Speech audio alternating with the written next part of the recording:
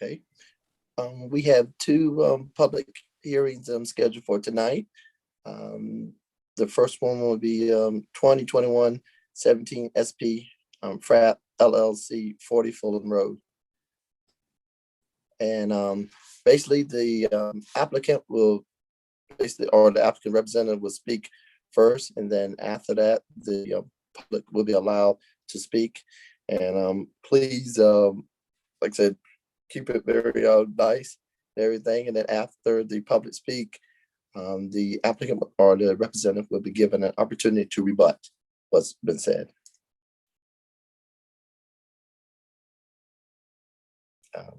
If the applicant or the applicant representative for 40 Fulham Road. Thank you, Acting Chairman Witherspoon. Adam Blank of Wofsy Rosen. I live here in Norwalk, and I'm the attorney for FRAP LLC, the owner of about 7.13 acres of land located at Fulham Road. I'll just share my screen here. This is the B residence zone. Outlined is 40 Fulham, large surface lot on a portion of the site, and the rest is undeveloped. You can see that that this site, actually my screen's frozen. Can you see me? I can see you. Can you see my screen? No. No. All right, so let me just hold on for a second, and it should load up.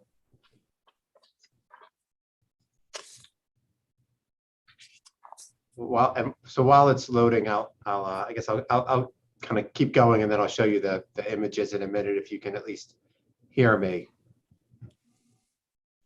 All right, now you can see it. We're unfrozen. Yes. Yeah. All right, great. So at the as I said, 40 Fulham here, large surface lot on a large portion of the site, and the rest is undeveloped. The property surrounded you've got a large apartment complex that takes up basically all of the site in front of us.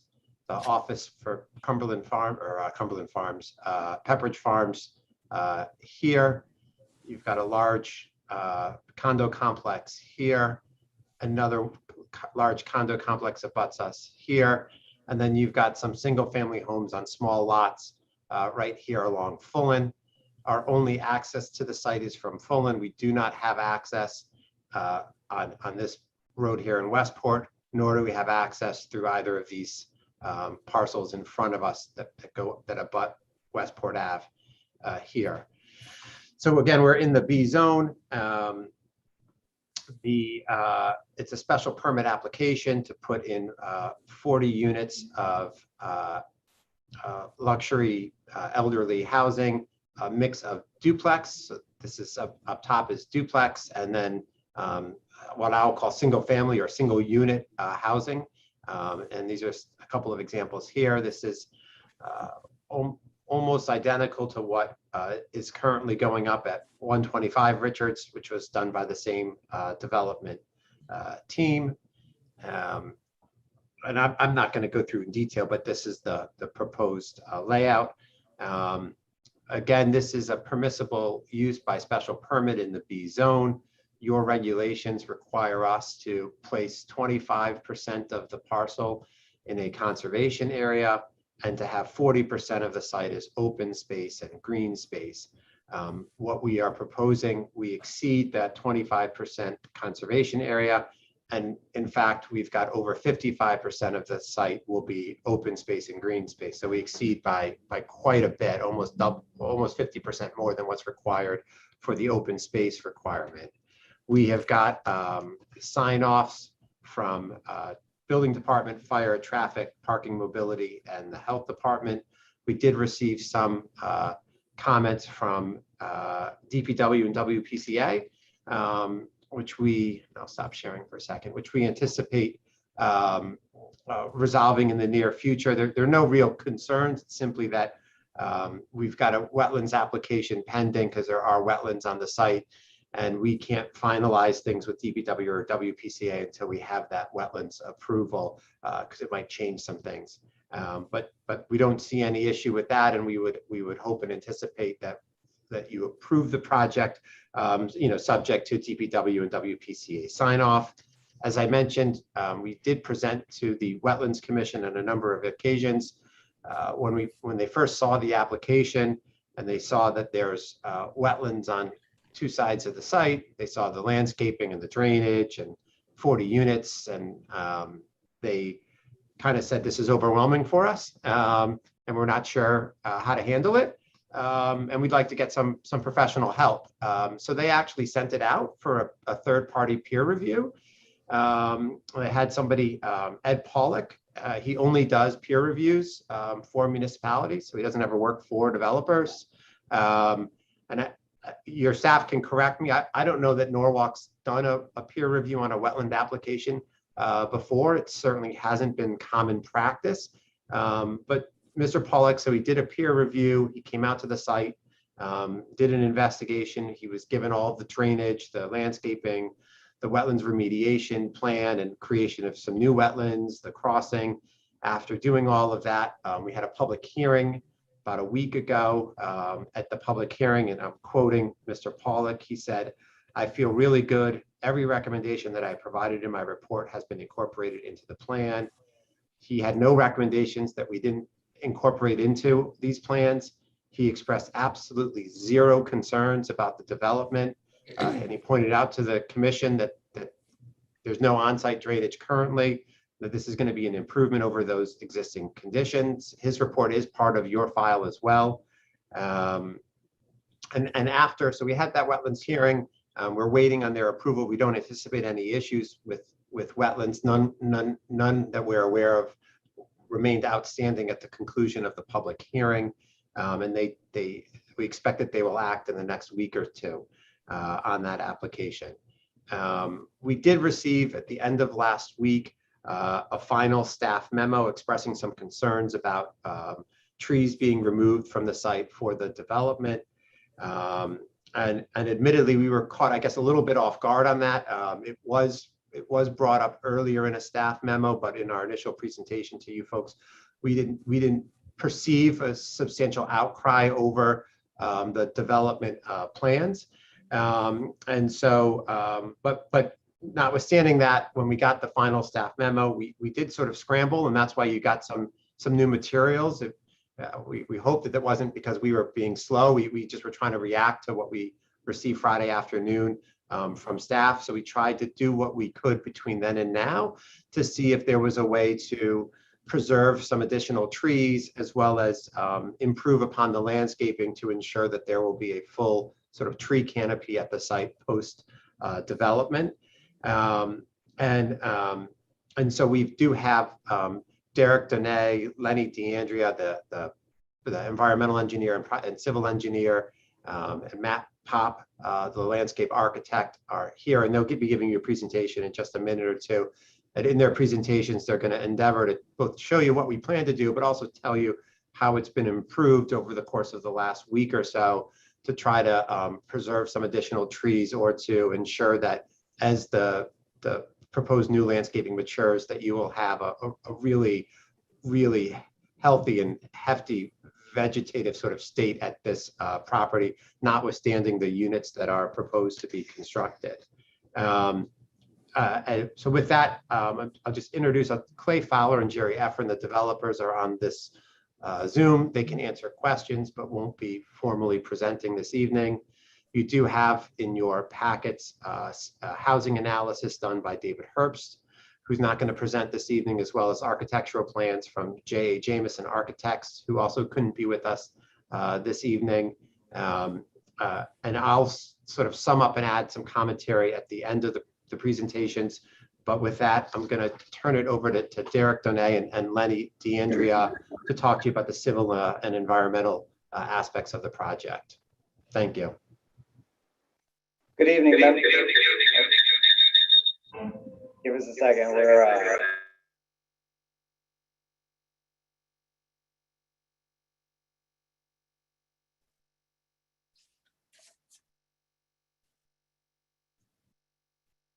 Derek, I think you're both muted. Yeah.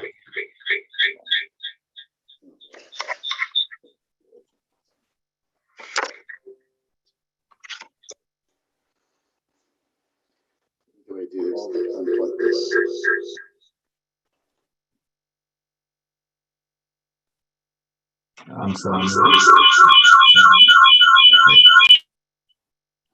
If you guys, if you guys are in the same office, right? Is it possible to share a computer and kind of nuzzle up next to each other?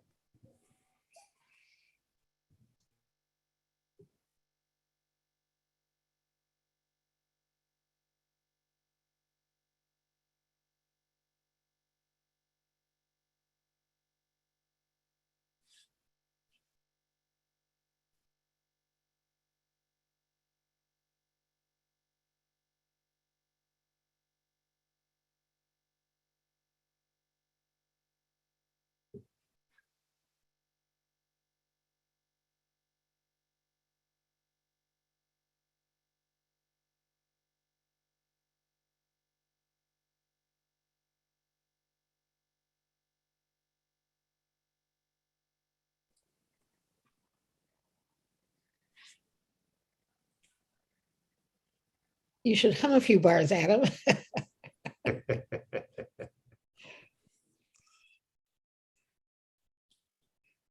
If they're not able to figure it out quickly, we'll skip to Matt Pop and come back to them, but hopefully they get it down. Okay, Matthew Pop, landscape architect and professional wetland scientist from Environmental Land Solutions. My office is in Norwalk, right down the street from City Hall. I was on the Greenwich Inland Wetlands and Water Courses for 16 years. I was the president of Audubon Greenwich for a while, very active in my community. And we prepared the landscaping plan and helped with the wetland permitting for this project. And if I could share my screen.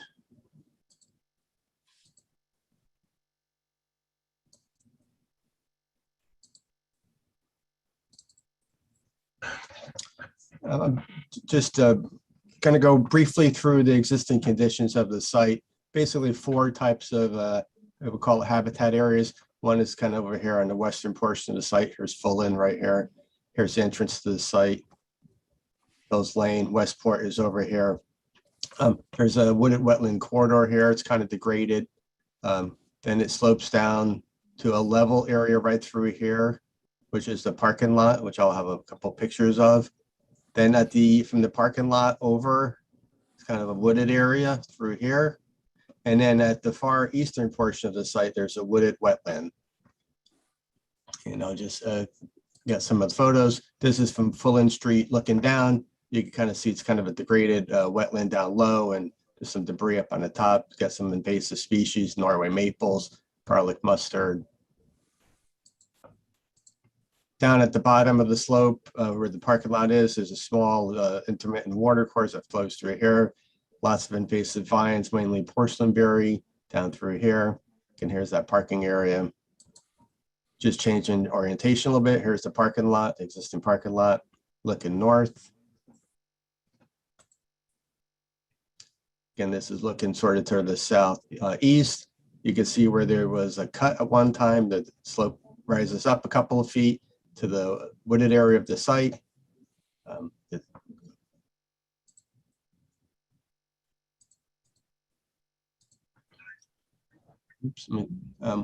Within the wooded area, there are some open areas, so it's not a solid dense stand of woodlands.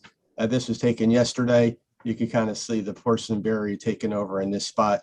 I think this is by unit 10. So it's right where unit 10 would be going. So again, it's not a dense stand of woods, but there are some, trees that are fairly large, oak trees and black birch, black cherry, some beech. Again, there's some invasive species. It's also a little bit of there's also a little bit of debris within the woodland area. Now just jumping over to the wetland corridor, here's Hills Road and Westport Town Line. Again, looking sort of towards the northwest, you can see the low-lying area, the wetland area. Again, it's a fairly nice wetland area, but here, right, this slope right here is a fill area. There's some concrete and asphalt. So I think that one time, the wooded area probably was a spot where, soil and fill was placed there. On to the next one. We did prepare the landscaping plan. This plan is over the last 2 days or so, 3 days, has been enhanced from what was previously submitted. I'll have the next plan I'll show is a highlighted plan of kind of the exact changes that were made to the landscaping. Again, we're proposing 40 units, mainly within the parking area and within that woodland area over here. Again, that open area number 10, unit 10 is right around here. This is the area that's kind of free of the trees where the portionberry is located. Let me just zoom in a little bit. And Matt, this is Derek. Can everybody hear me now? Yes. Can people all hear me? Yes. All right, great. Apologies for that. Sorry for the confusion. Whenever you come to a break, I'll jump back in and do the engineering It might part. be good. It might be good now because I just kind of went over the existing conditions, and then once you go through your changes, I could kind of go over the changes to the landscaping plan. So I think that would be good. So I'm going to stop sharing. All right, sorry about that, everybody.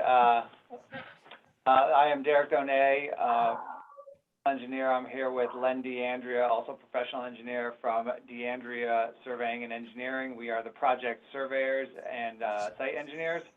So I'll go over some of the engineering aspects and layout aspects of it. I'm going to share my screen now.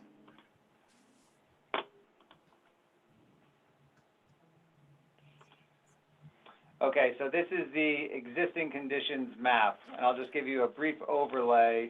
Hopefully I don't repeat too much of what Matt said as I was trying to go through the technical difficulties here. But with our site, it's currently an abandoned site, about 7.1 acres in total.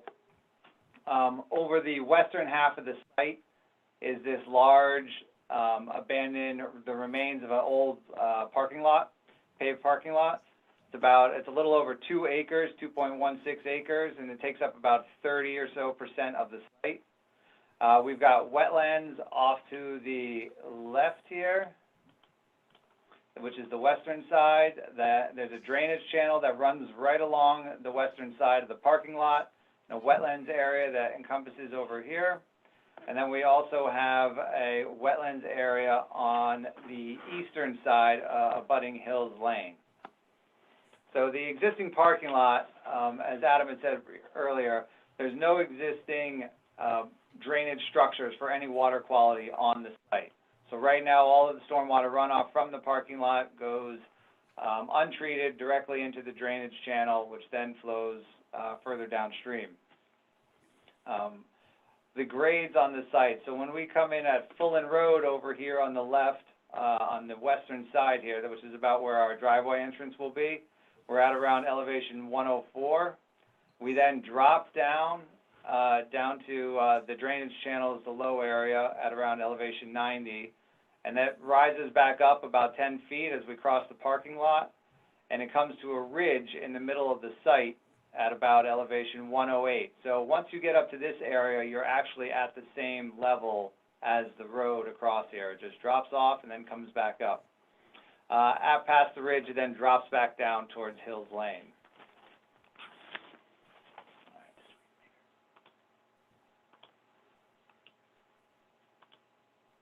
All right, so I'll use Matt's rendering here because it's much nicer than my black and white plans.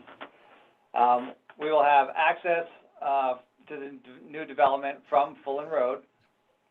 Coming down here, we have there's a wetlands crossing here with a culvert that the Wetland Conservation Commission reviewed. So you'll now, instead of dropping down steeply into the site, this will be a more gradual driveway coming down into it. We plan on lifting portions of the site in here and trying to balance out the cut and fill. But as we access in, we have this double stacked loop driveway system, which is great for both vehicle circulation, the residents for walking around, walking their dogs. There's no dead ends. Everything has been designed for emergency vehicle, fire truck access, can make all these turns. Let's see. We have also, each of the units will have a garage, and it'll have a 20-foot long driveway in front of it that can be used as additional parking. as well as we have parking areas spaced out around the site here, 5 different ones that'll include another 23 parking spaces for visitors. As per traffic comments, we added a sidewalk coming up the entrance drive here in order to connect this development with Fullen Road. And there's a crosswalk being proposed across the street right at this location here. One of the things we did with this site, after reviewing test pits and wanting to balance the site, we wanted to avoid as much rock removal as possible and stay out of any groundwater areas. So as part of the design, all the basements, crawl spaces were removed from the units. So now you have slab on grade, which will greatly reduce the amount of rock removal, and we're trying to balance out the cut and fill for a full balanced site. So we're still in small iterations of that as we fine tune it, but that's the goal for this project, which will both reduce costs, will reduce time of construction, and reduce rock removal. The grading for the site, similar to the Richards Avenue project for senior housing, around the units will be relatively flat. We're trying to minimize the amount of steps from the driveways to the garages to the first floors back to the patios. So that was one of the challenges for this project, is to get a relatively flat area around each of the units. And so therefore the project slopes kind of with the land, going from the western side over here, and it slopes up in this direction here, kind of steps up that way. For storm drainage on the site, there's a, let's see, let me open that. Okay.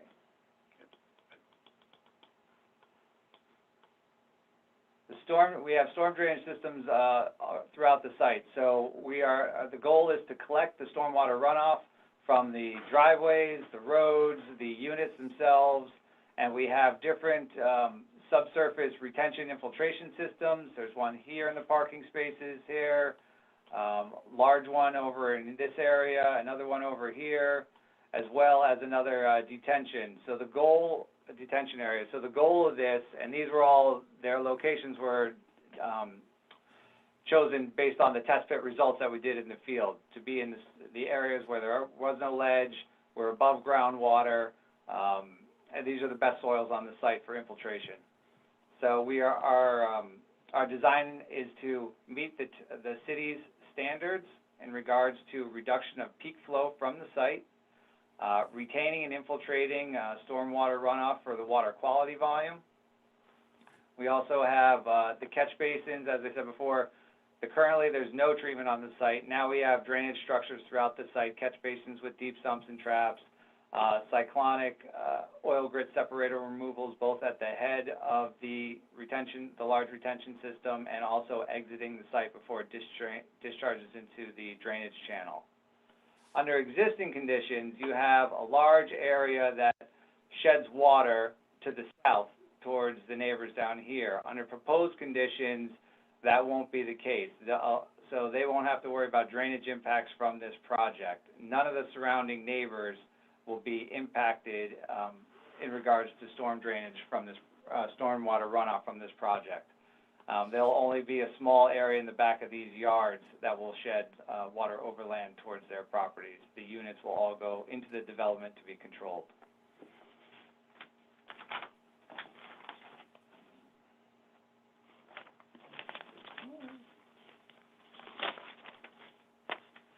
Oh, also, let's see, we have demarcation walls and fences around the site. So to separate our project from the natural wooded areas, around the perimeter of our site will be split rail fences or retaining walls, and it's going to be a managed property, so everything will be contained. There won't be a slow expansion into the woodland areas. Now, as Matt was saying, some of the modifications we made to the plan recently in response to comments regarding preservation of trees, what we did was we took the units down here, these units 1 through 8, and we shifted them in this direction towards the west. Under existing conditions, this western area is lawn, where on the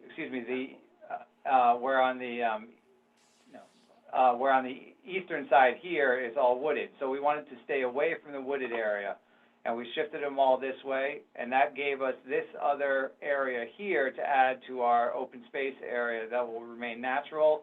That saved 3 mature large trees in this area here. We also made configuration changes in order to expand this area up here between units 12 and 13. We tightened up the spacing between units 9 through 12 so we could bring unit 12 further to the south. We also tightened up the spacing between units 13 and 17, and we converted units 14 and 15 from single-use units to a duplex structure. That brought those units much further in this direction, and we also removed a couple of the excess parking spaces we had proposed for the site. What that allowed was an expansion of the natural woodland area all the way over into here, which saved another 4 large mature trees. Altogether, we added 5,000 square feet and of additional woodland area that we previously didn't have on this project. Matt, do you want to finish with your landscape now?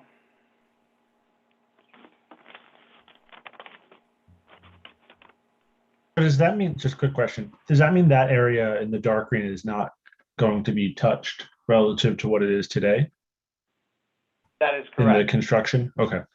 Yep, besides whatever landscape mitigation measures. Of course.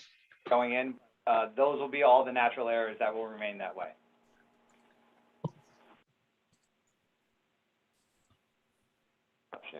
Again, Matthew Pop, landscape architect. This is the wetland plan that we prepared. There's 2 types of, I would say, call it plantings. One is sort of the environmental plantings along the wetland areas here, along the western portion of the site, and some over here. I'll go into those a little bit more detail later. And then kind of around the houses and the road and the streetscape is sort of the ornamental plantings. Within the ornamental plantings, we have 3 types of trees. Shade trees would be the large growing trees. They're native. They're the oaks and maples that we're proposing. One thing good about the shade trees is that they provide a shading of the road, which reduces thermal pollution. So runoff from the site is cooler than it otherwise would be. They also provide wildlife habitat. The second type of tree, let me just zoom in a little bit.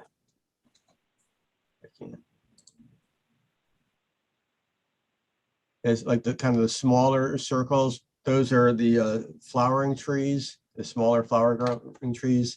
Again, mainly planted for interest, also provide wildlife habitat in form of berries for food.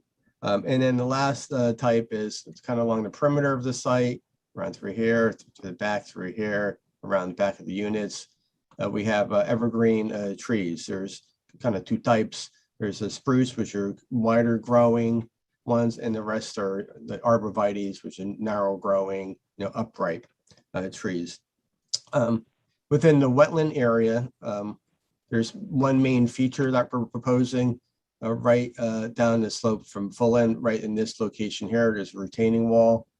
And then from the retaining wall to the wetland line, where there's an existing parking lot, that is getting removed and the area is being lowered approximately 1 foot. So that will match the elevation of the wetland adjacent to it. So we're creating a wetland type habitat, and that is going to be densely planted. You can see with the deciduous shade trees and flowering trees and lots of shrubs too. That area would be seeded. So we're creating a wetland area here. It's about 4,000 square feet in size. Within the there's an opening in this wetland, and we're planting smaller size shade trees. Smaller size because we don't want like a backhoe going in there and planting them. They're going to have to be carried in by hand just to fill in that gap. Over on the other wetland, on the eastern end of the site, these small circles here that are lit up in light green Those are just additional shrub plantings for that wetland. Invasive species will also be pulled from this wetland, and on the full-in wetland, we'll be removing some of the porcelainberry in that area. I'll go on to the next plan. So with those changes that Derek mentioned, we added a substantial amount of additional plantings. The lighter green circle here are the existing trees that were going to be removed that are now going to be saved. So there's 4 up in this corner of the site, and then there's several down at the southern property line here. So every circle that you see that's green is an additional planting, additional tree from the last original submission. What we did was along kind of the eastern edge of the development, we added a significant amount of additional shade trees, mainly oaks. There's grouping of 5 here, there's a grouping of 4 here. Along the perimeter of this site, we added a lot of additional small flowering trees wherever we could place them in. In a lot of the units in the front along the streetscape, we originally had 1 tree per unit or so. Now we have 2. So in this area here, we had just the 1 tree here. We added a second one. So, and I do have some numbers for you. We have 60 shade trees we're proposing. That's up 24 trees from the original plan. We have 105 smaller flower growing trees. That's up 50 trees. So deciduous trees, we added about 70 or 74 trees. And then the evergreen trees, we have, including the arborvitaes, we have about 201. So total, we're adding approximately 366 additional trees to the site. So I think it'd be well vegetated. Again, those plantings mainly for visual interest, mainly for screening.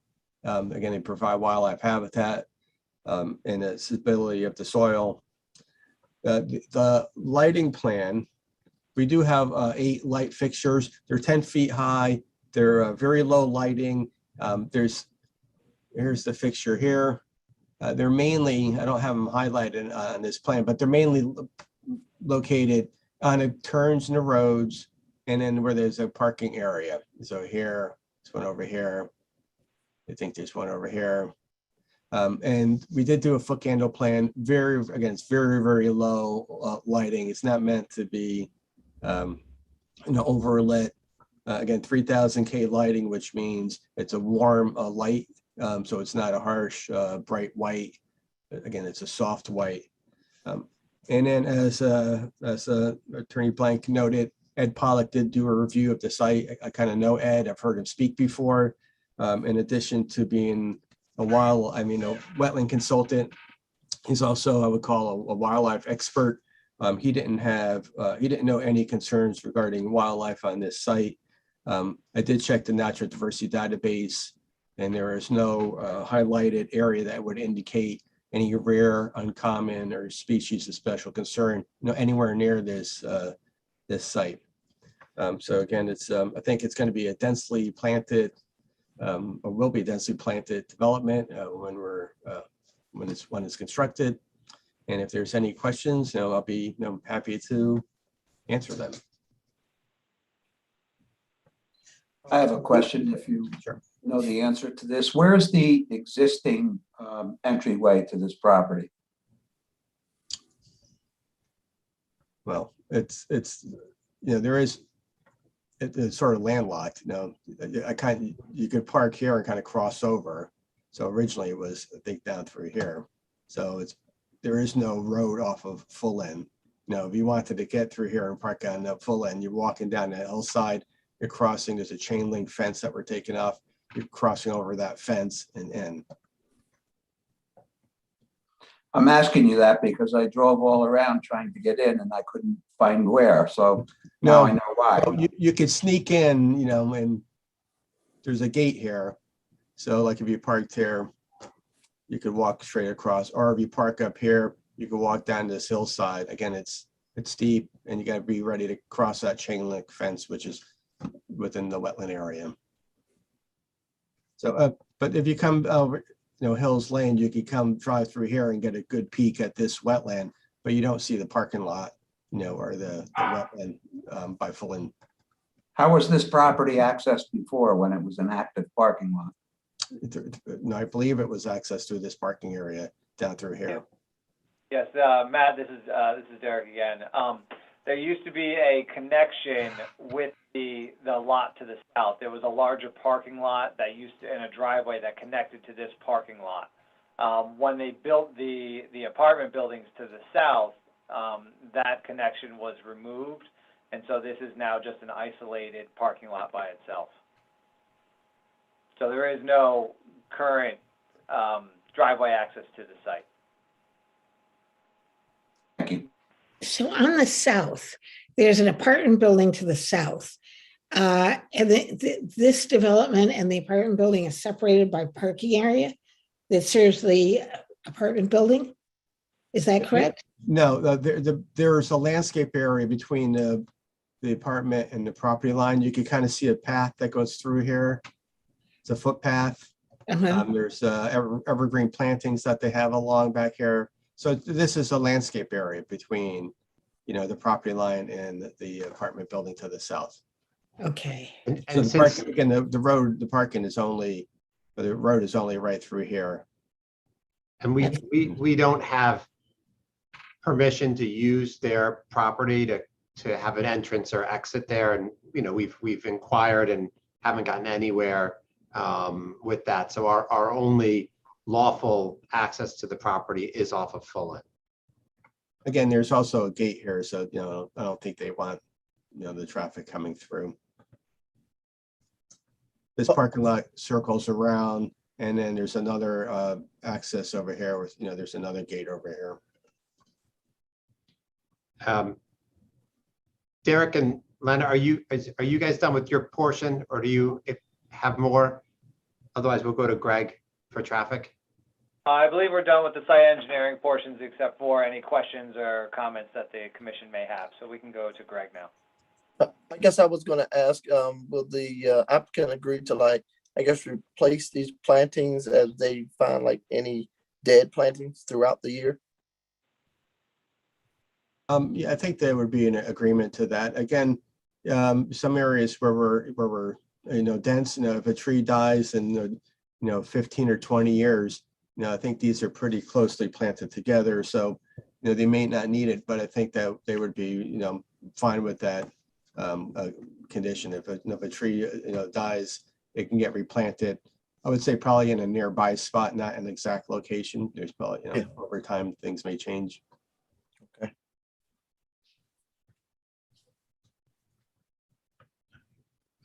Traffic. Do you want me to stop screen sharing? Please. Or you want to share?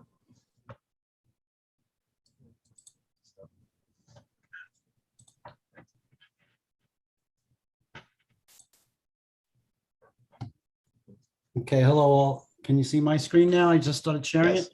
Yes. Okay. This is Greg Del Rio, traffic engineer with Hardesty and Hanover for the consultant team. Just going to do a brief overview of the traffic study. So we looked at the two intersections, the existing intersection with Fulton Road at Lois Street, and then what the new intersection on Fulton Road and the site access drive would how it would operate.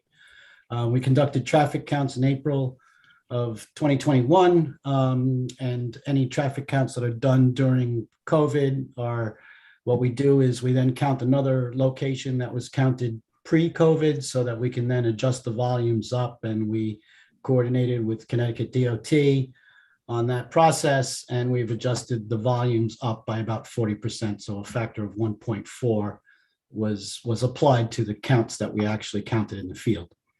The morning peak was found to be from 7:15 to 8:15, and the afternoon peak was found to be from 4:15 to 5:15. Those were the peak periods that were then analyzed. So again, existing conditions. Just for context, Fulton Road, about 15 plus or minus vehicles in the peak hour, 15 in the morning and 12 in the afternoon. Lois Street, a little heavier as it goes to and from Westport Avenue and into the residential area. About 195 vehicles in the morning to and from, and in the afternoon, about 146 vehicles to and from Westport and Fulton Road. We did an accident search for the last 3 years, 2017 through 2019, and there were no reportable accidents either on Fulton Road or on Lois. So moving to the proposed condition, we did some trip generation for site traffic for the 40 units as described earlier. Even though we're using a age-restricted housing, we went a little conservative. We used the land use for non-age restricted, which is a little higher. So trip generation is about 27 trips in the morning and 33 trips in the afternoon based on those assumptions. And then when that's applied on top of the existing traffic and we analyze the operations at the existing intersection as well as the proposed intersection, we found that all movements operate at level of service B or better, which is, sort of what you experience out there, very minimal delays to and from or any turning movements. So because of that and related to that, there were no offsite mitigations required because it's acceptable levels of service. And as far as the access drive, it would need a stop sign, and a site distance analysis was conducted and found to be adequate as per standard guidelines.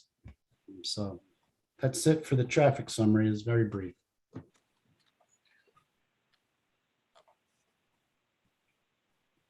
And I think there was a letter or two submitted from a neighbor, and just so we can point it out, there is a crosswalk that was mentioned by Derek earlier that's proposed on Fulton. That's been recommended by your traffic department, and it is we think that there's adequate sight lines. We don't see any issue with the crosswalk. None of our experts have found any issue with the crosswalk as proposed. However, if you or the city were deemed that you want it in a different location or don't want a crosswalk, we're happy to oblige, but we don't see an issue with the crosswalk as proposed. I'll point out, I don't know if it was mentioned earlier, but with respect to parking, the regs really require just one space, and we provide that as a garage space for each unit. But in addition to that, there's a sort of an unofficial second space because the driveways are long enough for you to have another car parked in your driveway, one in the garage, one in the driveway. And in addition, so that's all extra. And in addition to that, I think there's about 23 additional at-grade surface spaces that are proposed for residents and guests. So we have substantial in excess of the parking requirements for this site. I'd like to just share my screen for 1 second. We talked about some of the landscaping and the trees.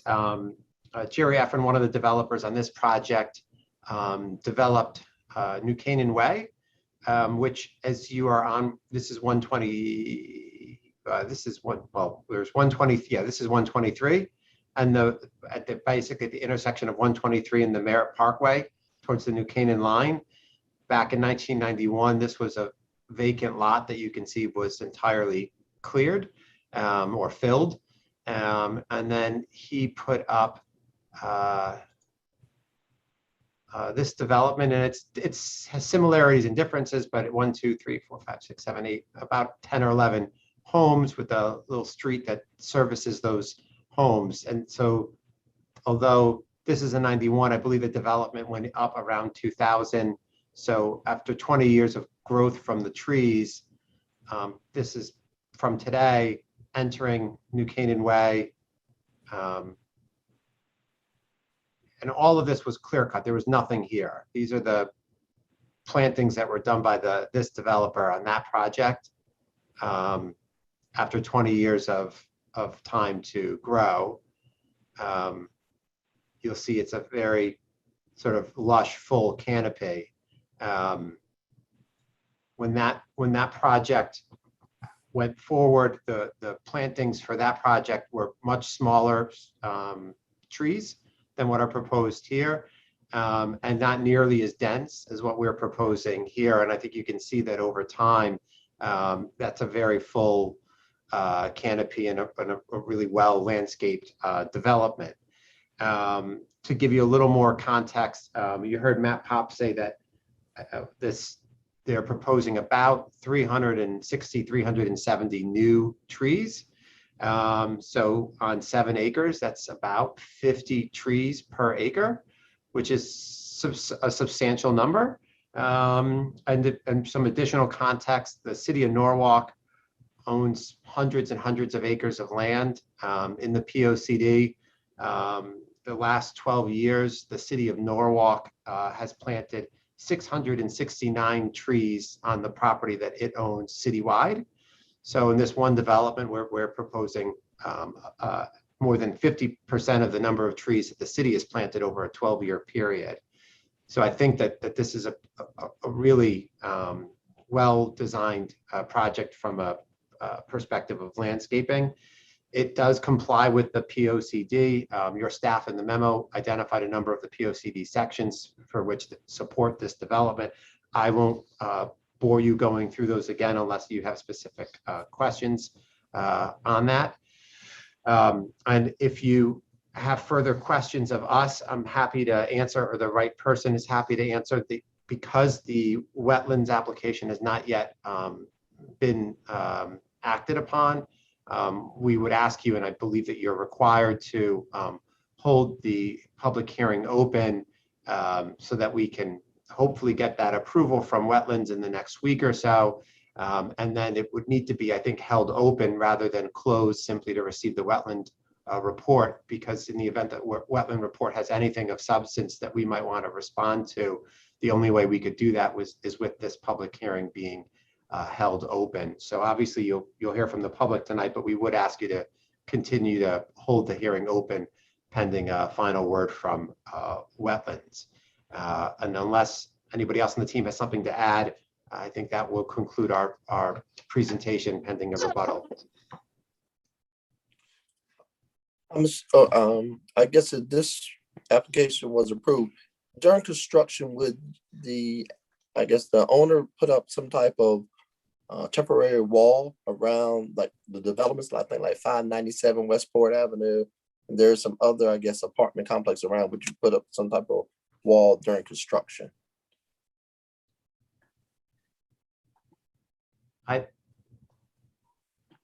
Derek, you're muted or now your volume's not up. And there are, Mike, Mr. Witherspoon, there's certainly, in addition to it, I don't know about the wall, and we can let Derek can speak to that, but for the wetlands portion and for the zoning, there's a various sort of mitigation measures that have to be taken to ensure that the wetlands aren't harmed and that there's not runoff and things of that nature. But as to a fence itself, I'll let Derek speak to that. Yeah, I think I'm a little concerned about noise. That's what I'm getting. Okay. Anyways, so right, there's no sound barrier wall being proposed for construction purposes. There are certain spots, like along where the apartment building to the south is. There's already an existing retaining wall along the property line in that area. In other aspects where you don't abut a development, you would have your regular erosion control measures or your construction fencing. Certain areas where maybe you abut the parking lot and the exposed areas outside, most times they put up a chain link construction fence, just to for safety purposes, to keep people from going out there. But as of right now, there's no sound barrier wall being proposed. But one of the design, just to add in, as one of the design aspects of the project, by removing the basements from the project, drastically reduce the amount of rock removal, which is usually the largest noise producer on a site. So that aspect has been reduced by a lot compared to what was initially proposed when we thought we were going to do basements. So the noise level won't be as drastic as some projects that have lots of rock removal. Are you guys looking to put solar on those roofs? Yes, that is a requirement, is that we put solar on where feasible, and that I think that the landscaping plan has also been designed in a way to attempt to allow us to maximize the solar. Great. Awesome. Attorney Blank, I have a question regarding the traffic report. In my experience, things work when everybody does what they're supposed to do. For example, sight lines presumes that people on the roads are traveling at the posted speed. In this case, somebody wrote a letter in from the neighborhood about the modest size of the homes and single car garages and small lots, and they wondered what was going to happen with their ability to park in the street. When I was driving around trying to figure out how to get into this property, that was quite apparent.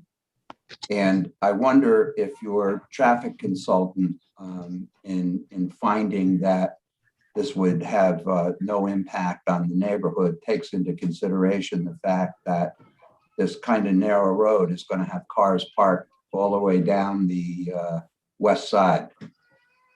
I don't mean to sandbag anybody now if he wants to come back and answer that later, but that is something I'm interested in.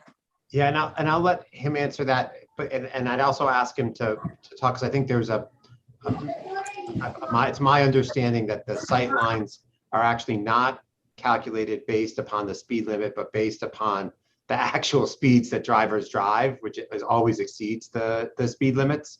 But I'll let Mr. Del Rio respond to your questions. Yeah, so that's correct, Adam. We do some observe the speeds that are actually traveled on the roadways. But even so, most of the times we were there, we did not see cars parked there. That doesn't mean that they don't do it. But in order to maintain the sight lines, we would simply put some regulations adjacent to the access driveway that offset those parking. So probably 1 or 2 parking spots, maybe 25, 50 feet on each side of the road would be regulated no parking, so that you would maintain the sight lines. That's the way to control that. Okay.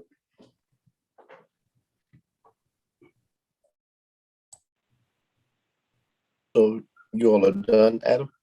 Yeah, it's just Okay. which reserve some time to rebut if there's public comment. Okay.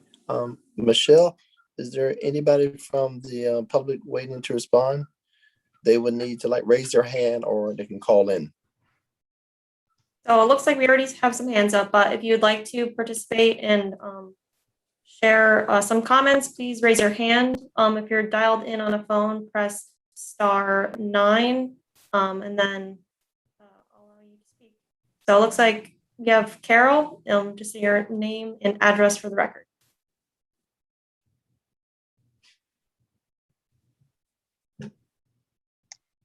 Can you hear me? My name is Carol Hamilton.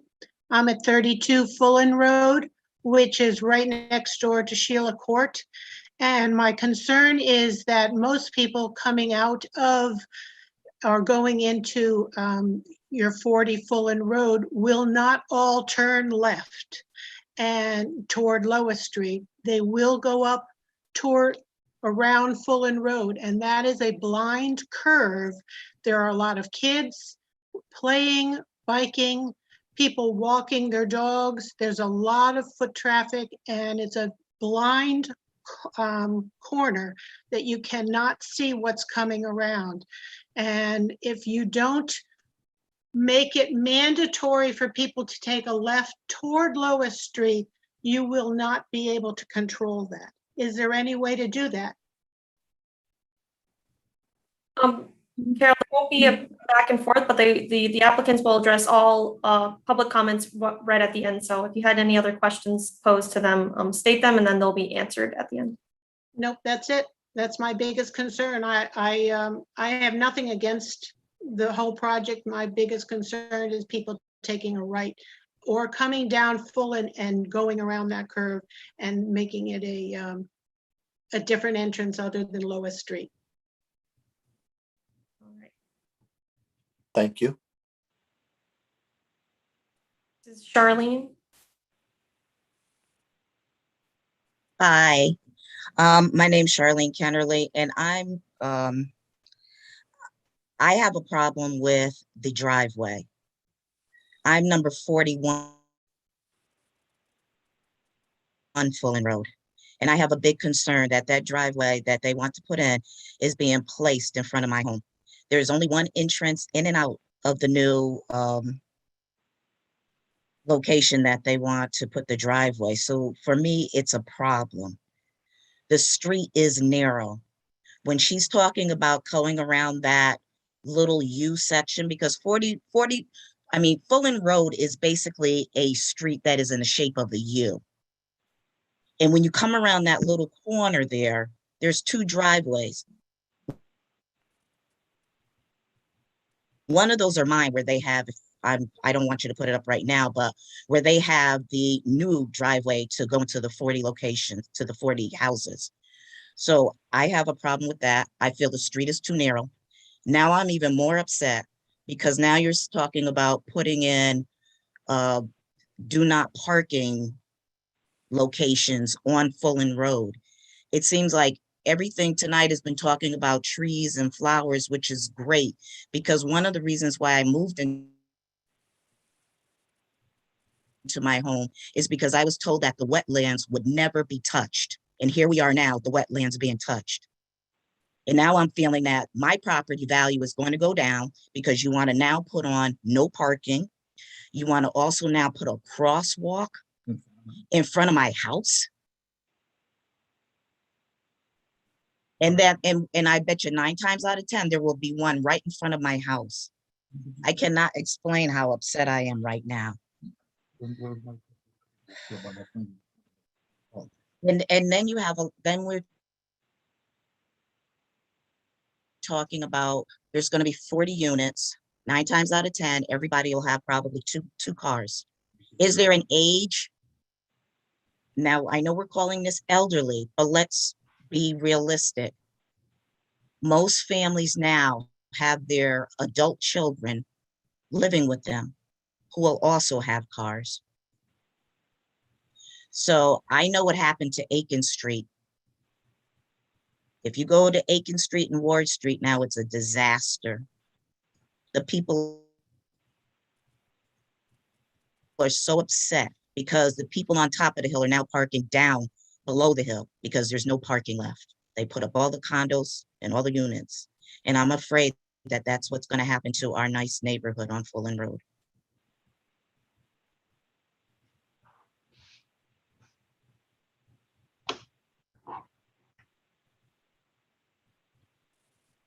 Anyone else likes to make a comment? Please raise your hand.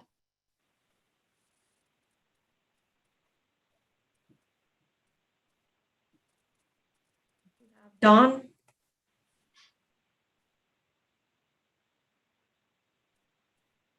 Hello. Can you hear me? Hello. Yes, we can. Yes. Okay, I am very concerned about not the development that's going to be in the parking lot, but I live right next to where it sounds like there's going to be crosswalks and no parking signs. I am at 39 Fulton Road, and you'll see that I will be right next to where the driveway is going to be. First of all, they're going to be taking down trees. And I mean, I just cannot understand how a driveway is going to be placed right next to these two driveways here. The road is narrow, there are kids on the street, traffic is gonna be completely out of whack. I mean, I don't see how that is even gonna be possible. I mean, my question is, isn't there anywhere else on the other side where the driveway could be? Or at the intersection that you're planning to put, I mean, with crosswalks and no parking signs, I share the sentiments of Charlene that speak earlier. I mean, one of the main reasons why I moved to this, on this street, to this neighborhood, why I bought this property was the fact that it was a quiet street. I have kids, and you know, now it seems like the value of the property is really gonna go down with all of these intersections and this nice little private road that's right here. So I really would like to know what are the other alternatives of putting a driveway somewhere else to enter your property.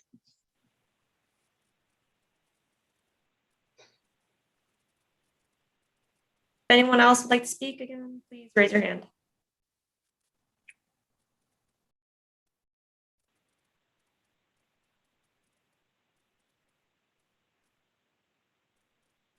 Not seeing anybody else. Okay, I would turn it back over to the Attorney Oh. Blind. Oh, We got a last minute one here. This is Suzanne.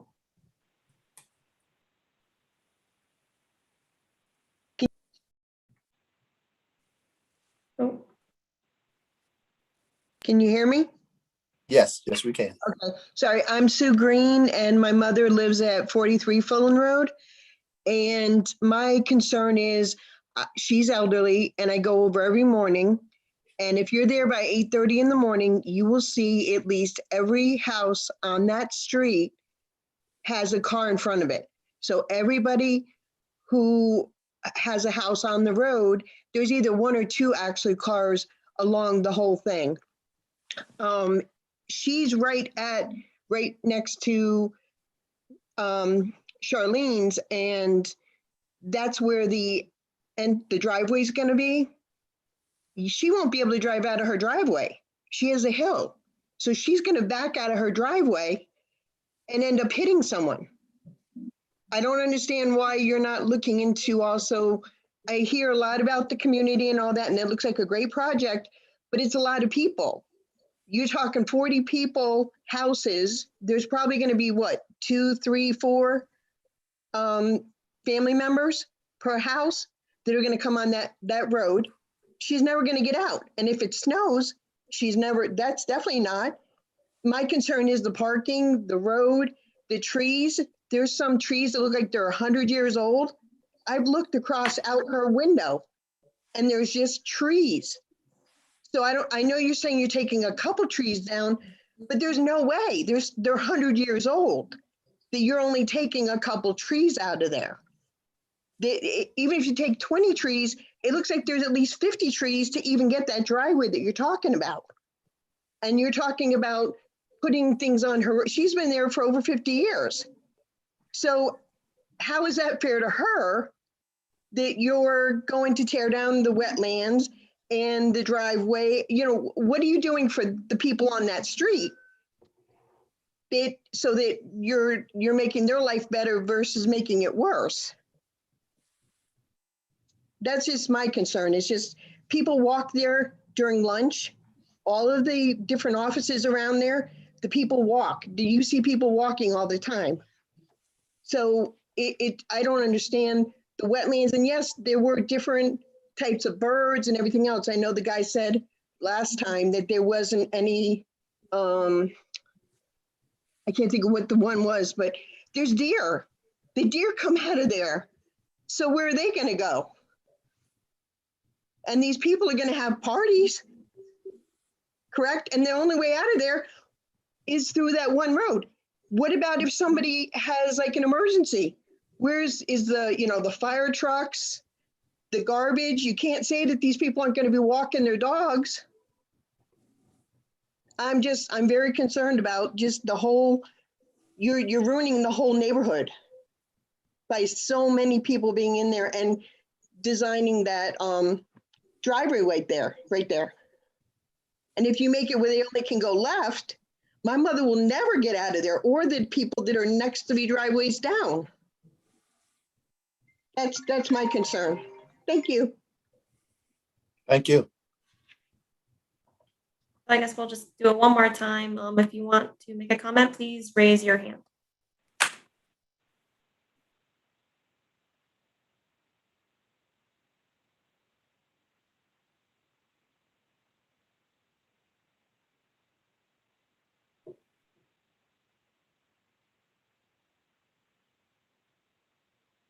Right. I don't see anyone. Okay, I will turn it back over to Attorney Blank. Right, thank you. Let me pull this back up. All right, so, and I'll address some of the comments, and then we'll turn it back over to the team for the rest. But I will note that the comments, in many respects, were inconsistent in the sense that that we heard that Fullen is a bucolic street with no traffic, and people love to walk in it. And at the same time, it's blind curves, incredibly dangerous, very tight, and not a safe place. And I don't think that those can be harmonized. I think they're inconsistent. I would note that with this development, and by us putting a sidewalk in here with a crosswalk, we are actually providing the neighborhood with what will now be a very safe and bucolic environment to walk and take their family, bike riding and whatever else they want to do into here. Again, traffic, parking, mobility looked at this. Our traffic engineers looked at this and didn't see any issue whatsoever with the very modest amount of traffic that's going to come off of this site onto Fullen. But honestly, we don't have any issue. You want to make it left only out of the site, that's fine. If you want us to work with the city engineers to see if they think an additional stop sign should go out on Fullen, that's okay with us. I don't think any of that is necessary. And everybody that's looked at it, the experts that have looked at it, haven't seen that as necessary. But we're not opposed to that. And the only access point on this site is to Fullen. It doesn't matter what this property is developed as, whether it's senior housing, whether it's congregate housing, whether it's a single family house. It's going to have access, and it's going to come from Fullen. And where I'll let Derek talk about where it's going in. Let me just see if there's other. The units that are being proposed are in fact sort of a high-end luxury development, and we think this will have quite a positive impact on neighborhood values. There's no evidence that it will in fact harm the property values along Fullen, having this development as part of their new neighborhood. And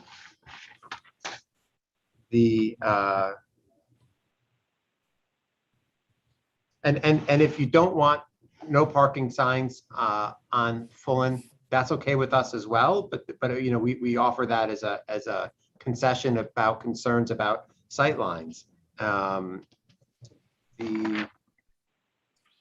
I think with that, Derek, do you want to talk about the location of the driveway?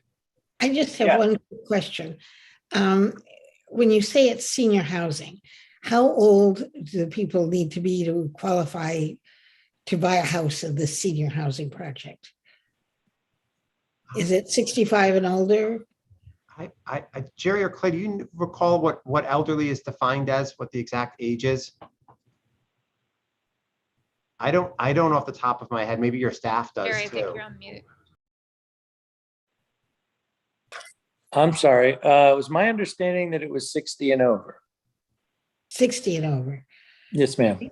Because as I understand it, it's basically for people who need a place to live where they can have help come in and help them as they get older and more disabled. it seemed an unlikely place that people would be having parties. You know, it's a population that's going to be a relatively quiet population, it seems to me. Is that Yes, true? I believe so. That, you know, the main element of the design is centered around having our primary bedroom suite and all necessary living items on one floor, all accessed without any steps or barriers. So we believe that our prime demographic, our potential customers, will have at least one occupant that is 60 and over. And upstairs, there are a couple of small guest rooms and a little study, but it's primarily designed for one or two people, possibly with either day help or live-in help. But we don't think it's going to generate, any type of large families. On another project where we have some bigger units on Richards Avenue where there's walkout basements, those are much bigger units. And there we may consider a multi-generation type of occupancy because there is more space. But in these without basements, we really think that this is going to be one or two people that live quite comfortably on one floor. Thank you. Ask a question? Yes. With regards to some of the public statements and started by Charlene, just putting on record to answer their specific question around why this is the only option for the road entryway and exit.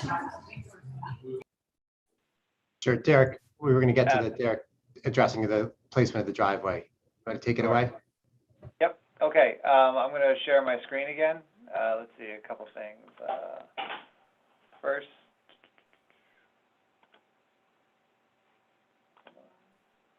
First, in regards to the first, I'm going to talk about the where the crosswalk and the driveway are located. So these were pictures from Google Street View, and this is from basically if you were standing in the crosswalk looking across the street here. You have number 43 on the left, number 41 on the right there. Our driveway, this is the crosswalk, and the driveway comes up a little bit further over here to the right. The good thing about the placement of the driveway, and I'll go over, let me just show you the overall view here. Hold on. Okay, where we come up here. So we have no, it's all private property around us. It's private property, private road over here, private property over here, private property over here. The only place to access this site from a public street is along Fullen Road here. The location we chose, which actually ends up being the best for this development here, and I'll explain why. Let me just zoom in here. For multiple reasons. One, right here, these two blue lines, that's the wetlands. So we wanted to disturb the least amount of wetlands as possible. You can see up here, the blue lines are much further apart. That would be a much greater wetlands disturbance area. So we minimized our disturbance to the wetlands. That's the only crossing. So this driveway right here where I'm pointing, this is for number 39. So across the street from her driveway is going to remain an untouched wooded area here. There's no, our driveway, our development is not going here. As we move down, this is now the driveway entrance to number 41, and then further past here is number 43. The view when you come up through this way is, and I'll show that in a second, but it comes up in between the two houses, as opposed to directly into their driveway or shining right into their living room. So it's coming up kind of in between the two houses there, and I'll show you from that picture view in a second. The best part about this regarding safety in this area here is we are, Fullen Road keeps turning and turning like this. We are on the outside radius of the curve, and we're also at the curve, in the curve area here. So our sight lines look directly down Fullen this way and directly this way. The properties that are on the inside, the current residents, for them it's a very blind curve. because they're on the inside radius. So if you're pulling out of, say, number 43 driveway and you look up the street, you're looking through all the private property to get up here, and it's a blind curve. Same with if you're 39, looking down, it's a blind curve. So those are much more dangerous driveways as far as exiting. Our residents will have much better sight lines looking in all directions.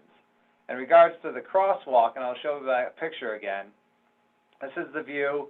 Here's number 43, and here's number 41 on the right here.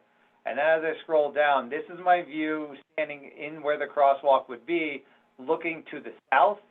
That's the number 43 driveway here.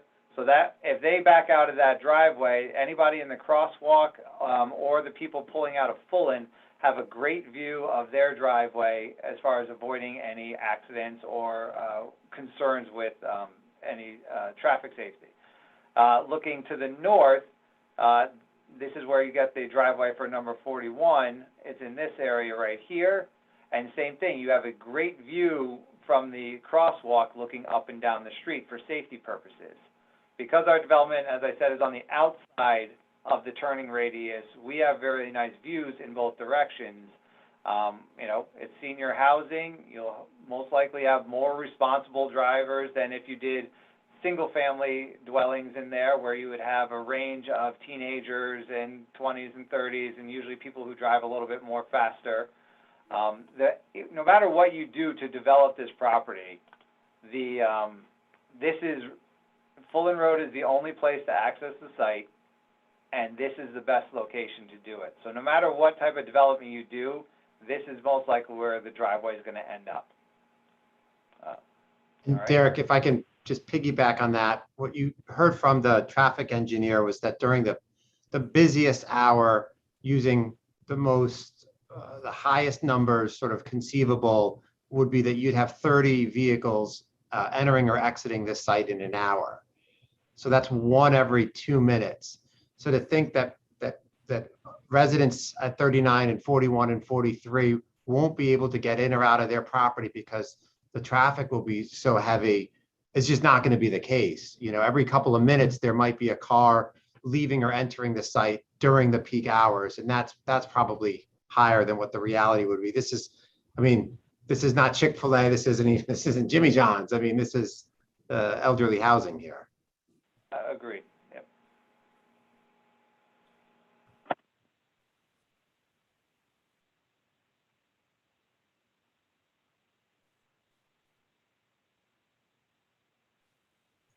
I think unless anybody else on the team feels the need to rebut any other comments from the public or the commissioners have further comments from us, I think that's it for us for this evening. And again, would just ask you to hold it open pending the decision from the Wetlands Agency. I had a quick question, and this is sort of out there, so just bear with me for a second. Would you consider, if the folks who are directly impacted by the driveway wanted some additional screening or landscaping as something to talk to them about, even if they'd want it on their side? Yeah, we wouldn't have an issue with it, but because of the wetlands issue, it would have to be on their side. It would have to be on their, of course, their side. But we'd be happy to work with them to see if we could arrange for I wonder something. if that could be a nice compromise, nice gesture there. Awesome.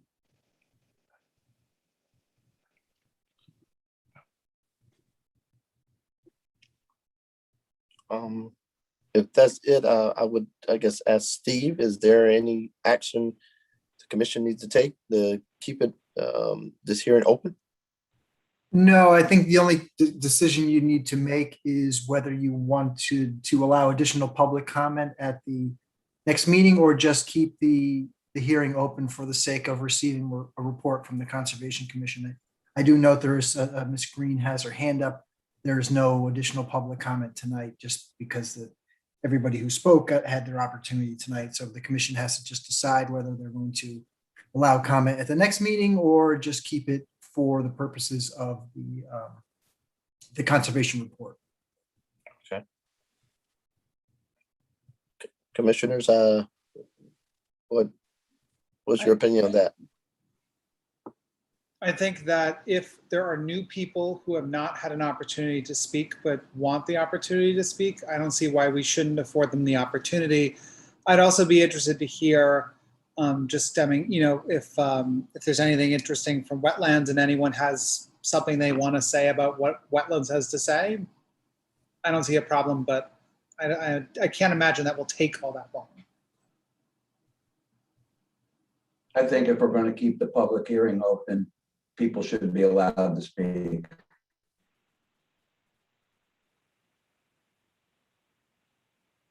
Okay. And Michelle, when is the Conservation Commission meeting fall in relation to the next Sony Commission meeting? They're having a special meeting on the 24th, but I don't think Fulton's going to be on it. I'm not sure if maybe Attorney Blank knows right off the top of his head, but I think it's the 10th of September. I will, staff for conservation believed that we would be on the agenda next week, but I have not seen a final agenda nor confirmed that 100% with her, but that was her feeling after the public hearing closed for conservation. Right, so it might appear.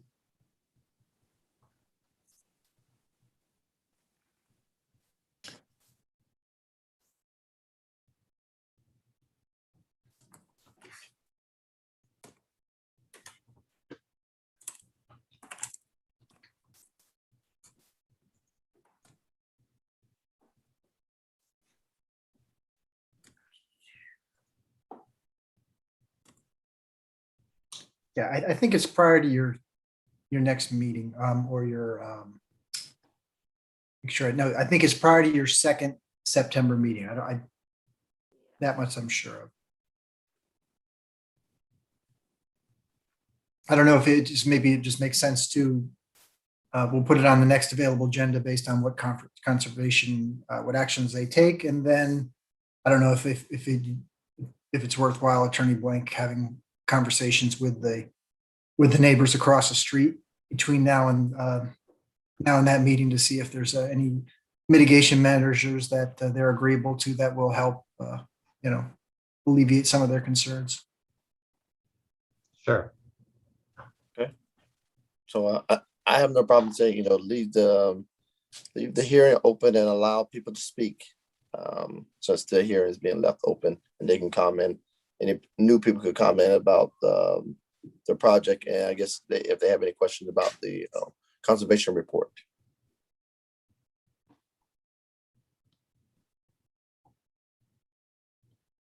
Okay.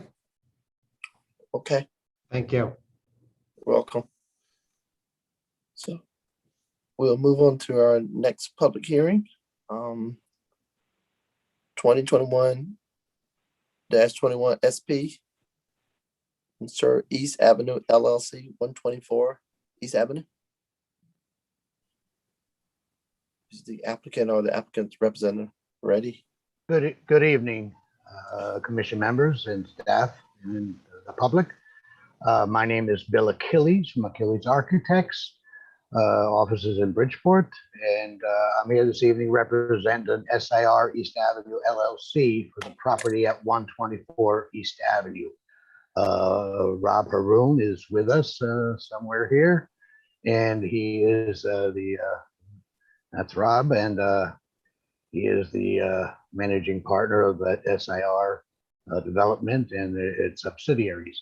What we are proposing this evening is a special permit application to take the existing building at 124 East Avenue, which most of us know since it's right across the street from City Hall.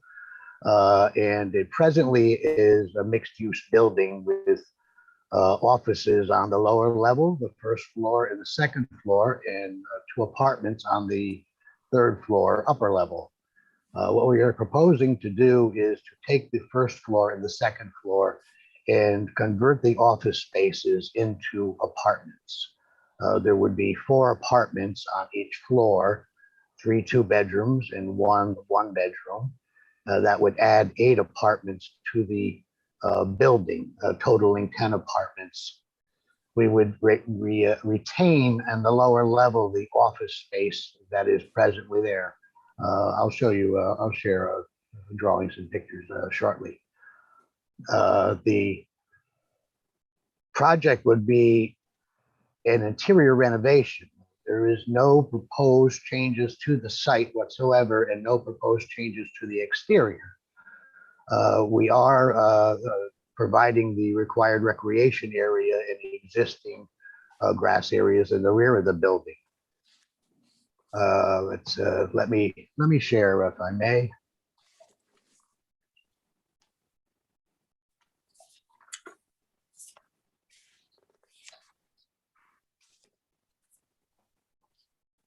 This is the building, I believe everybody knows. And in the front, you have two floors. These 2 floors presently are offices. This upper mansard area is apartments. And if you view it from the rear, you see there's some parking underneath, and then there is office space when you go in this rear door. Also, the upper level is really partial because we have a large outdoor roof deck, which is accessible to all floors, right? Although that doesn't qualify as a recreation area, but it works well and has some great views there, right?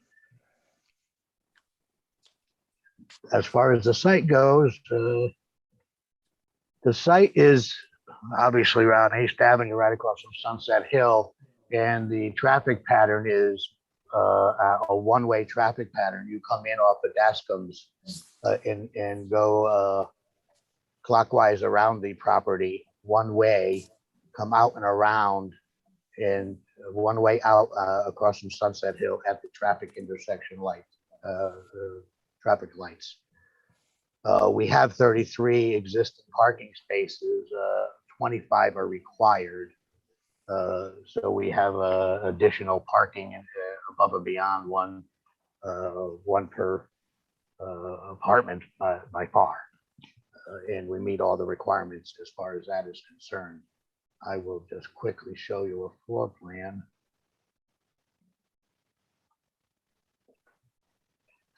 This is a typical floor plan.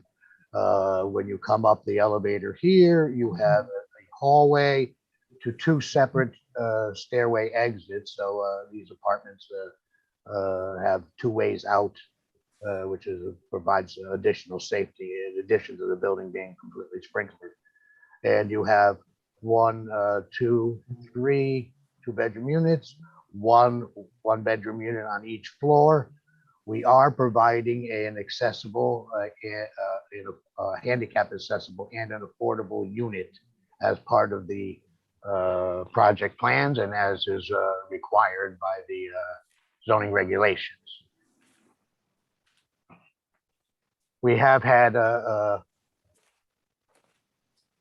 let's see if I may, we have had review by most of the SEAC agencies, building, fire, DPW, TPM, and health. I don't know, I'm not aware of any comments that have been other than positive. I'll say that we were taken aback by some of the TPM comments, which I think we will address at the zoning permit level, but there was a request for a consideration to upgrade the traffic signalization. And since we were doing no site work whatsoever, that seemed like a bit of a major request. I should have mentioned I was the initial architect for the building, and Robert Roon was both the owner and the contractor. So we certainly are intimately aware of every portion of it. Those traffic lights cost us about $225,000 10 years ago, or maybe 12 years ago. But we will attempt to work that out with DPW at the zoning permit level, if I may. I do believe that we are in line with the POCD to provide additional housing units in the city. There is obviously transportation, schools, grocery stores, and retail areas all around because of easy access through the East Avenue corridor. And with regards to traffic, we did hire Hardesty in Hanover, Mike Galanti, reviewed the differential between the existing office building and the proposed apartment complex. And by virtual common sense, you're going to have less traffic generated with apartments than you will with an office building. And there should be really no significant change whatsoever. It should be less. And we have submitted a traffic report for your consideration. And I do think that that's all. I certainly can answer questions or show you more photographs or drawings if you wish. Yeah, which unit would be designated as the affordable unit? Would it be a 2-bedroom or 1-bedroom? It would be. Well, maybe I don't need to share a screen for you, but it would be. This is a typical. These 2 floors are the same. The first and second floor are virtually the same layouts. Right. Tiny bit difference just because of the elevator area. But we are designated this corner unit, this 1-bedroom unit, right, as the affordable and the handicap unit on each floor. On each floor. So there are 2 units total in the building. No, there's 2 1-bedroom units, right? But 2 one one-bedroom of them will be affordable. Okay. One bedroom unit will be One. That's correct. Yes. And 1 2-bedroom would be? No, just 1 unit will be affordable, and it will be a 1-bedroom unit. Okay. And that is in compliance with the zoning regulations. I believe, Michelle, correct? Yes.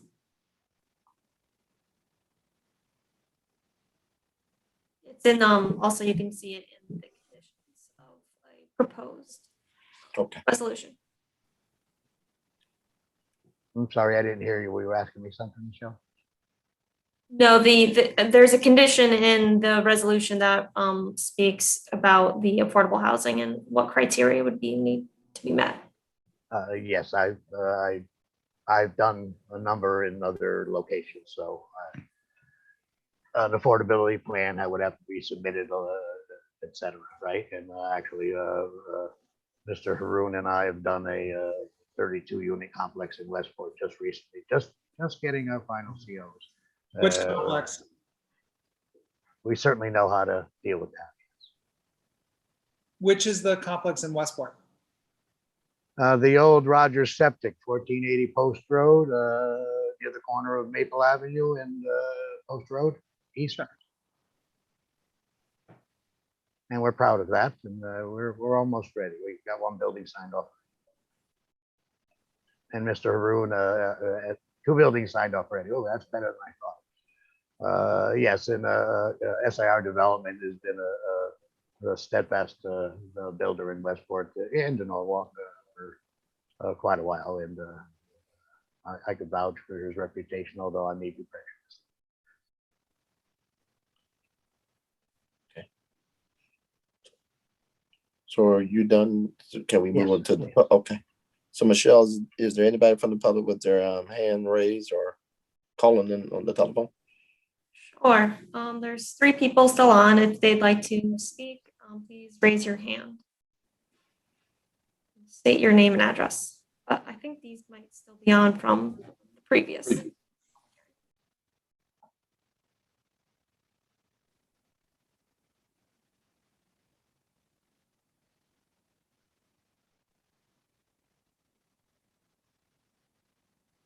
Seeing none, Michael. Okay. Just give it a minute. Yeah.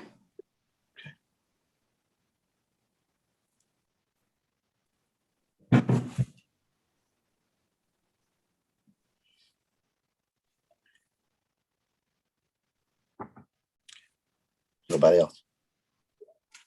Nobody else. Okay, I'll turn it back over to the applicant.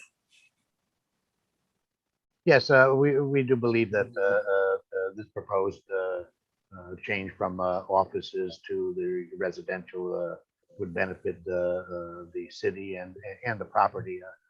Obviously, I think we all know that office space is not something that's been in high demand in the recent past. And even during COVID, we've all learned to do work from home or have meetings from home as we're doing right now. So I don't see that office space to be in high demand, and certainly these days in Southern Fairfield County, residential use is in very high demand. So I think that this project poses well.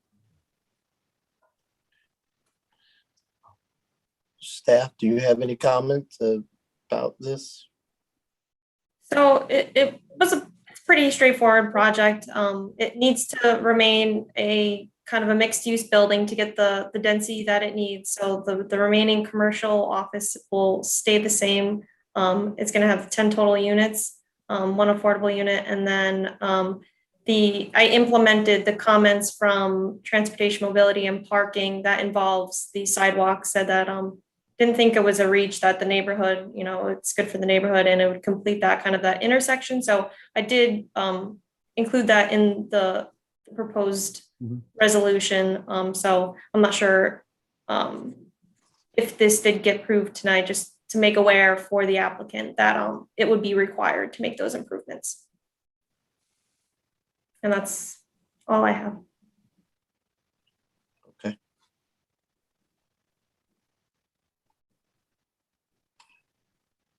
If that's all, applicant, I would basically close the hearing if you have nothing more to say, sir.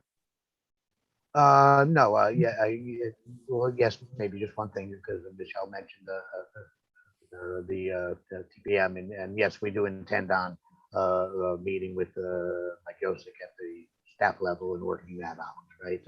There's some suggestions and some requirements, and I don't see why we won't work that out at the staff level, right? So I commented, I purposely brought it up to make sure that that it was a noted item. Everything else seems fine, building, fire, all the other utilities, etc. I don't see us having any issues whatsoever.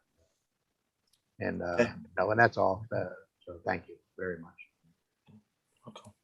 So I'll close the public here. Oh, I meant to ask, did any commissioners have anything to say?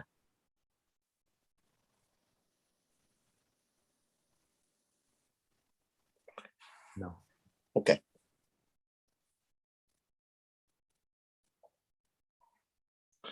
So we're moving on to review and action on pending applications. Roman number 4. Basically 3A, that was left open. And so on 3B, we're able to take action tonight, I believe. Yes, I could bring up that resolution if you'd like. Please do.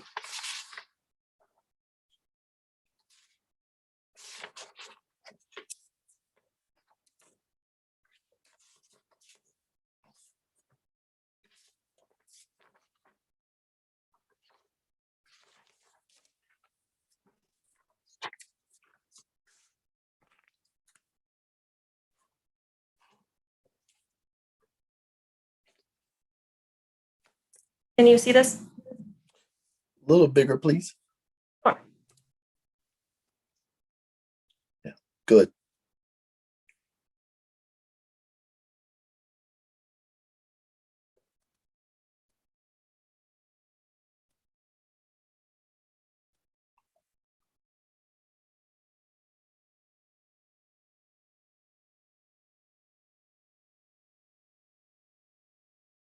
Let me know when you want me to scroll. Oh yeah, please scroll down.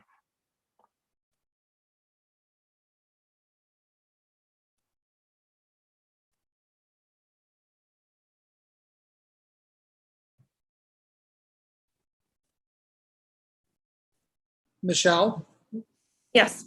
I think there's a typo on, this is 1B. If you go up, per site plan layout dated, you see there's an extra, it's an extra 2. Yep, I'll fix that. Thank you. Yep.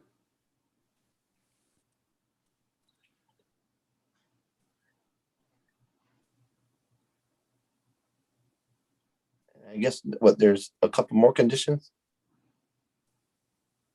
Sorry. No problem.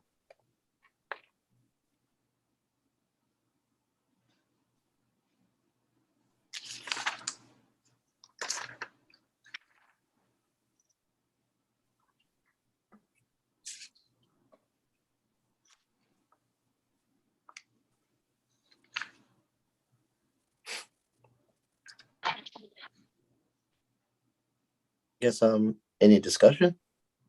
Just a question. Is there any outstanding issue with the traffic signals? I wasn't sure what that was about. There wasn't anything that's outstanding. There were just comments that were made that need to be addressed or implemented, which I had here per Mike Yosak's review. So. Oh, that's the transportation, mobility, and parking. Correct. Number 9 there is the comments from TMP that implements. So that means at some point the applicant will have to come to a conclusion with Mr. Yusak? Yeah. So either they have to implement it or they come up with an agreement with him that says why they should or shouldn't do it. Thank you.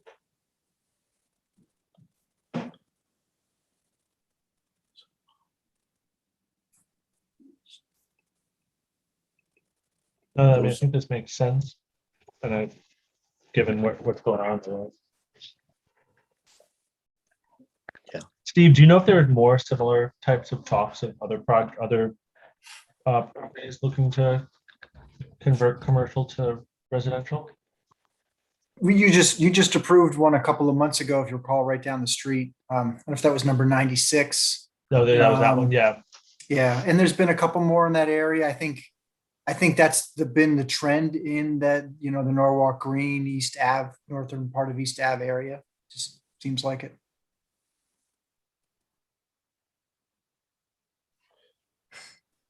Do we have a motion to approve this permit? I'll move the resolution.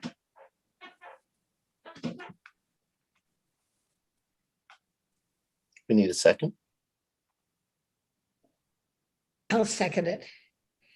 It's usually your job, Mike, so not everybody was. Yeah, exactly. Yes, I know. So Steve, I'll do a roll call though. I can do that. Mr. Witherspoon, Yes. Mr. Cantor, Yes. Mr. Goldstein, Yes. Ms. Wells, Yes. Mr. Rowena, Yes. and I think the phone still on? Yes. Yeah. Yeah. Okay, sorry, I missed the phone. Yes. Apologize, my service goes up with Olivia. Okay. So it's unanimous. Okay,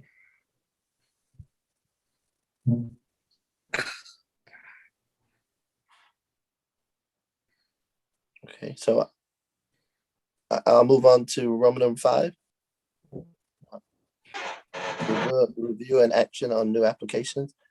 2021-22 CAM, Fletcher Development LLC, 8 Sunwich Road.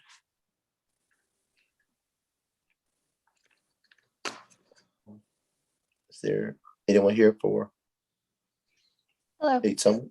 Oh, Sorry. Good evening. My name is Megan Miller. I am a project engineer with B&B Engineering, and tonight I am representing the owners and the developers of 8 Sunwich Road. 8 Sunwich Road is a 10,000 square foot lot with an existing single family dwelling. The property is located more than 500 feet from the sound, and it is located in the coastal hazard area. The proposed development includes the demolition of the existing structure and the proposed single-family dwelling with the patio, pool, driveway, and associated grading and utilities. The layout of the lot has an existing high point, which is the building, and then it gradually slopes away from the dwelling to the property lines. The proposed development will likewise have the same building be the high point with its sloping away from the structure. As part of the redevelopment, a stormwater detention system has been designed and it is to be located in the front yard. The underground stormwater system consists of 88 linear feet of 24-inch concrete galleys. Runoff from the roof will be collected into gutters and directed into the system. And likewise, runoff from the driveway will be collected into a trench drain located near the property line. And then it will be directed into the system where it will be infiltrated into the surrounding soils. The stormwater system has been designed to reduce the rate of runoff up to the 100-year storm event. And as this is a residential site, observation of oils and grease is expected to be remote, and anticipated levels of sediment should be negligible. The system has been designed to handle the stormwater quality volume of the entire site, and this is the volume that typically refers to as the first flush or the first inch of runoff of a storm. It is believed that the first inch of runoff contains the most pollutants and sediments of the storm event, and it should be collected into the system where it will be treated into the surrounding soils. The Department of Public Works did have some minor comments for the initial plans submitted to the department, which chiefly were limited to miscellaneous revisions to the drainage report. We have addressed their comments and no change to the system was necessary. We also did provide an operation and maintenance manual for the stormwater system, which includes recommendations of services to the system, including gutter cleaning, system inspection on an annual basis that will be given to the homeowner. There are soil erosion controls due to the size of the property and the limited space during construction. Stockpiling of materials should not be, is not recommended and should be really limited to temporary storage. And excess material like topsoil should be taken off site as it's being taken off the site. Silt fence should be installed around the entirety of the property line prior to the start of construction or demolition. And a crushed stone construction entrance is to be installed at the location of the existing driveway. That will mitigate any sediment from leaving the site. The proposed soil erosion control should mitigate any disturbance to the local area and minimize the impact to the coastal resources. Thank you very much for your time, and I am available for any questions.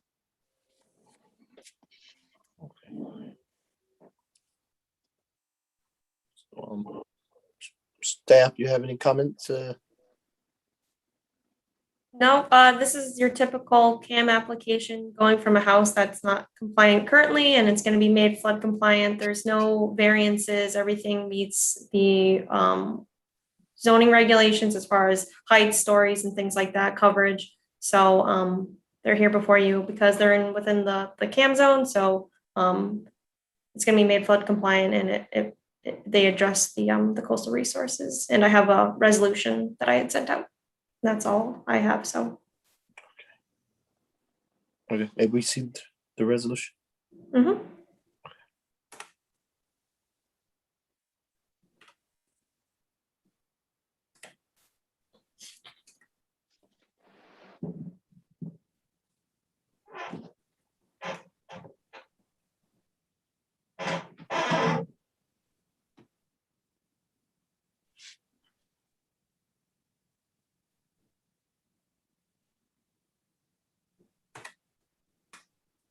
Brian's a little quicker than I am. All right. Can you see? Can you make it bigger? Yeah, zoom in.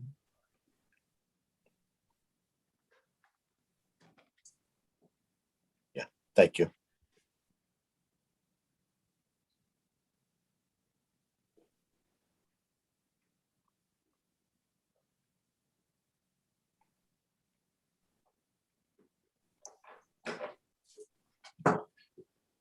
Michelle, are they required to build essentially, I'm going to use the incorrect term, but like stilts essentially, or, I mean, I realize it says, erosion of controls and soil sedimentation, but I didn't see anything about specifically in the resolution about flood prevention for single family residences. I don't know if that's something that's standardized or not.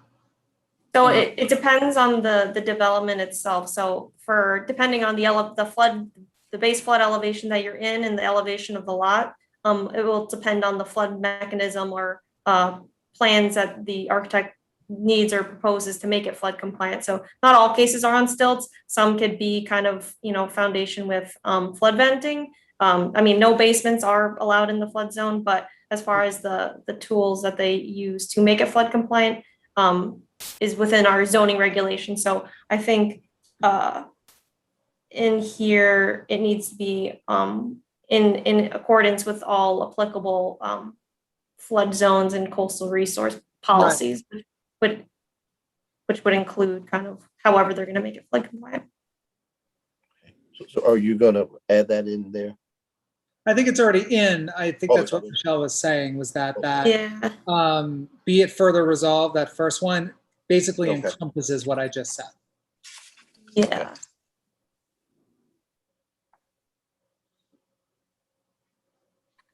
Okay.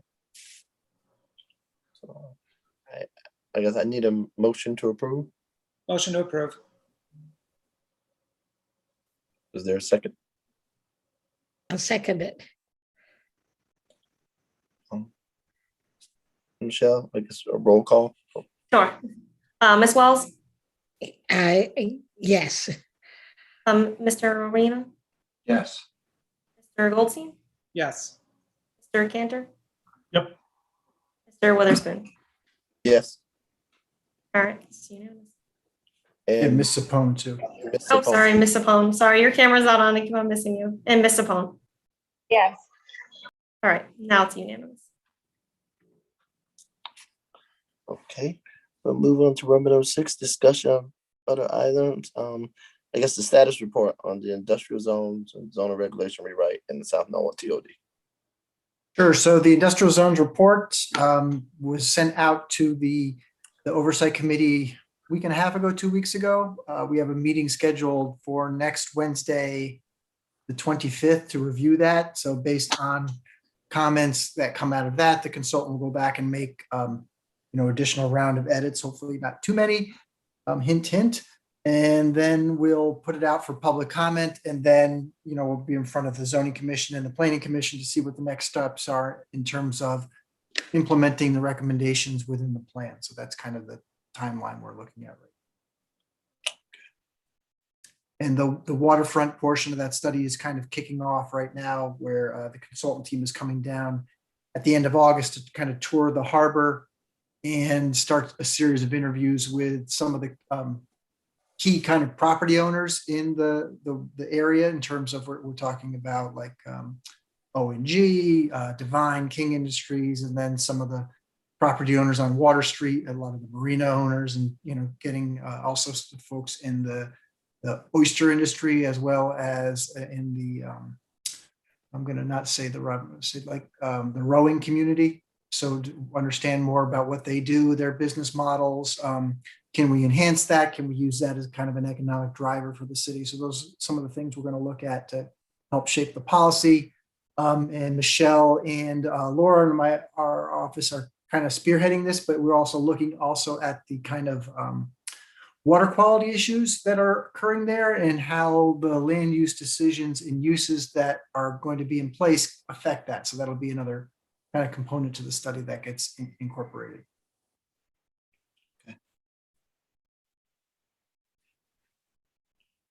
Okay, I guess we'll move on to the discussion of merging the planning and zoning commissions.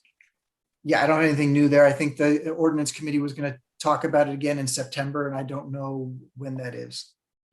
Okay. Oh, I should note that we had a meeting scheduled for August 28th. I'll put a cancellation notice out. If that was going to be a joint meeting with the Planning Commission on the East Norwalk regs. We had a request to move the meeting back per ENNA, so we're going to accommodate that request and push the meeting back to the end of September. I'll work on a date shortly, but you can take that one off your calendar.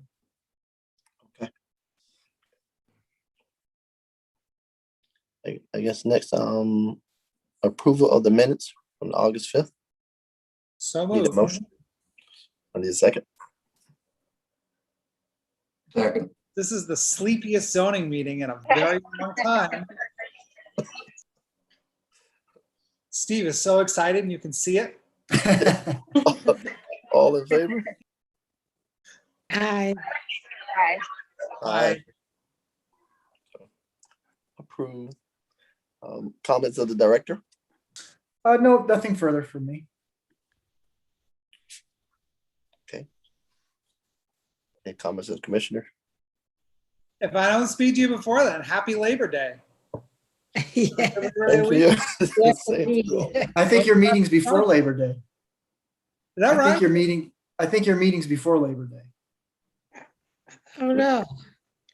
See, When is our next meeting? I think it's September 2nd. Yeah, I think you're right. I think that's a Thursday, Yeah, and Labor Day's the following Monday. Monday. Oh, I will not be here for that meeting. you know what? I forgot it's the second. Neither will I. First week. You're right. So Michael and Nick won't be there for the second? Okay, Correct. everybody else? Hopefully. I'll be there. Josh, yes? What?